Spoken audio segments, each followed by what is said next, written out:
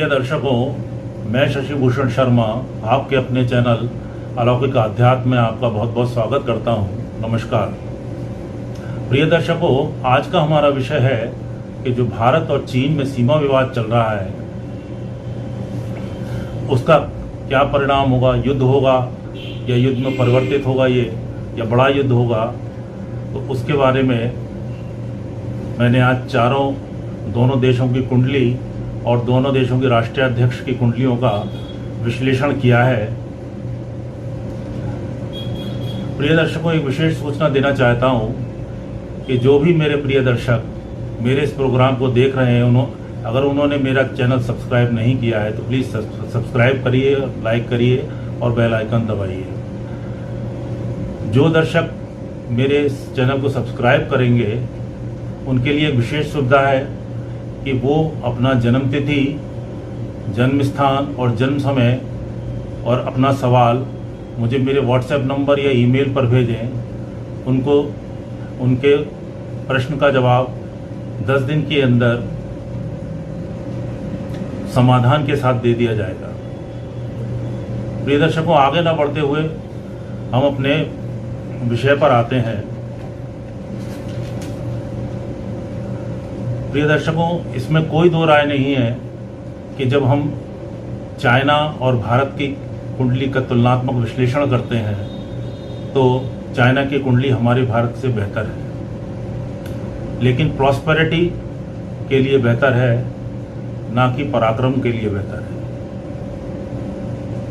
हमारी भारत की कुंडली में काल सर्प योग लगा हुआ है और यही कारण रहा कि पिछले 70 वर्षों से हमारे काम सब अटक के पूरे होते हैं। जो काम 2 वर्ष में होना होता है उसमें 15-15 वर्ष लग जाते हैं। लेकिन अब पीछे कुछ अच्छा समय चला है, जब से प्रधानमंत्री मोदी जी आए हैं तब से हमारे यहाँ काम की गति बढ़ी है और यह उत्तरोत्तर बढ़ेगी।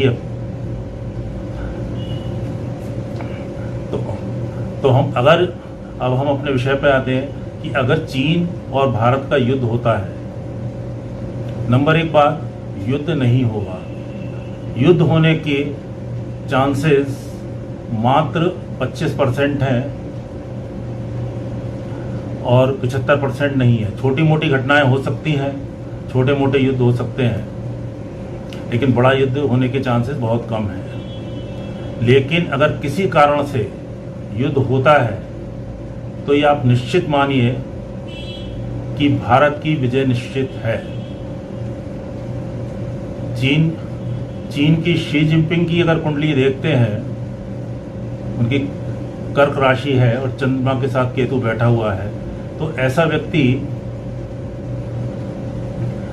निर्णय लेने में बड़ी दिक्कत होती है। उसे कभी कोई सा निर्णय लेता है, कभी कोई सा निर्णय लेता है, कंफ्यूज माइंड रहता है। और अगर हम अपने प्रधानमंत्री जी की कुंडली को देखते हैं, जो कि शी जिनपिंग की कुंडली से अगर कंपैरिजन करें, तो मैं कहता हूं कम से कम 10 टाइम्स या उससे भी ज़्यादा बेहतर है। मतलब ये कहिए कि अगर शी जिनपिंग की कुंडली को हम नंबर देंगे कंपैरिजन करके तो 100 में से 10-15 नंबर देंगे, और अपने प्रधानमंत्री जी की कुंडली में नंबर देंगे तो 100 में से 90 नंबर देते हैं। इतनी स्ट्रांग है क्योंकि डिसीजन पावर उनके अंदर है। उधर चंद्रमा की महादशा चल रही है जो भाग्येश की महादशा है। चंद्रमा लग्न में बैठे हैं, नीच के भूखे बैठे हैं, लेकिन मंगल के साथ बैठे हैं, तो ऐसा कहीं कोई दिक्कत नहीं है। तो पराक्रमी तो व्यक्ति ऐसा होता ही है। लग्न में चंद्र मंगल योग बन रहा है। तो अगर युद्ध होता है तो भारत की जीत निश्चित है। उसका कारण है कि हमारे देश की कुंडली का जो पराक्रम भाव है बहुत स्ट्रांग है। 5-5 ग्रह बैठे हुए हैं उसके अंदर। हमारी फौज के सामने पूरे दुनिया की कोई भी फौज टिक नहीं पाएगी अगर कभी युद्ध। चीन तो बहुत दूर की बात है।